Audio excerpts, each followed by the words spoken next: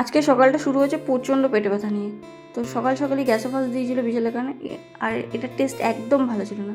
আর আমার এই গাছগুলোর থেকে নতুন নতুন পাতা বেরোচ্ছে, এটা দেখে খুব খুশি আজকে আমি। সকালটা পেটে ব্যথা টেতে ব্যথা ভুলে গেছি যে এটা এত খুশি হলাম। যারা গাছ লাগায় তারা তো জানে যে গাছ লাগানোর পরে নতুন পাতা বেরোনো, ফুল বেরোনো দেখতে কত না ভালো লাগে।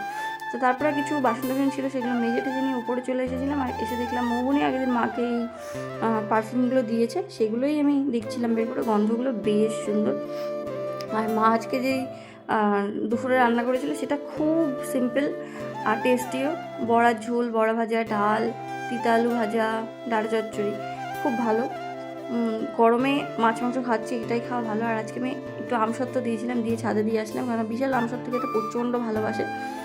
তো আমগুলো ফ্রিজে থেকে থেকে নরম হয়ে গেছে, তো ভাবলাম যে না, আমসত্ত্বই দেওয়া যাক। তারপরে ছাদের থেকে এসে আমি তো আর দাঁড়াতে পারছিলাম না, এত গরম লাগছিল, যেহেতু এত গরম পড়েছে আজকে।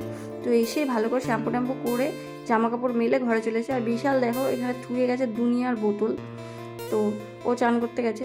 আর সব জামা কাপড়গুলো যদি আমি গুছিয়ে না রাখি, ভিজা যেগুলো ভিজেগুলো বাইরে মেললাম আর শুকনোগুলো নিয়ে এলাম, শুকনোগুলোকে গুছিয়ে গাছিয়ে ধুতে হবে, না হলে বগল বগল করে গুছিয়ে রাখো না, গুছিয়ে রাখো না। আরে আশ্চর্য, ওই বাড়িতে আলনা ছিল, আলনাতে সব গুছিয়ে রাখা হতো, এবারে খাট স্ট্যান্ডে কত আমি গুছিয়ে রাখবো, এটাও কিছুতেই বুঝতে চায় না।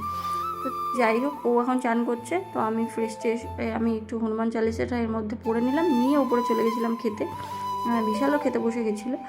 তো আমরা সবাই মিলে খেয়ে নিচ্ছিলাম। তিতা আলু ভাজা তো গরমে খাওয়া উচিতই। খেয়ে দিয়ে নিচে এসেছি, ভাবলাম একটু শান্তিতে ঘুমাবো, তার জন্যই কারেন্ট অফ হয়ে গেছে। কতবার যে আজকে কারেন্ট গেল তা বলার মতন না। তো তারপরে আর ভালো লাগছিলো না নিচে বসতে, দেখলাম একটু বাইরে হাওয়া দিচ্ছে, তো তার জন্য একটু ফুটি নিয়ে আমি ছাদে চলে এসেছিলাম। আর বিশালকেও ডাকলাম যে তুমিও এসো, দেখো কি পরিমাণে মেঘ করেছে, আর বৃষ্টি হবেই এক্ষুনি। কিন্তু তার আগে আমি গাছগুলোতে জল দিয়ে দিয়েছি। আর আকাশে এত মেঘ করেছিল, কিন্তু সেই পরিমাণে বৃষ্টি তো তোমরা সবাই জানো যারা বন্যায় থাকে, হয়নি। আর যখন ঝড়টা উঠলো, এত ভালো লাগছিল বলার মতো নয়। আর এখানে শালা আর মানে জায়বু মিলে দুজন চেষ্টা করছিলো বটগাছটা তোলার, কিন্তু তাতে তুলতে পারেনি। সন্ধ্যেবেলা বেরিয়েছিলাম, বেরিয়ে নিয়ে আসলাম একটু কাবলি।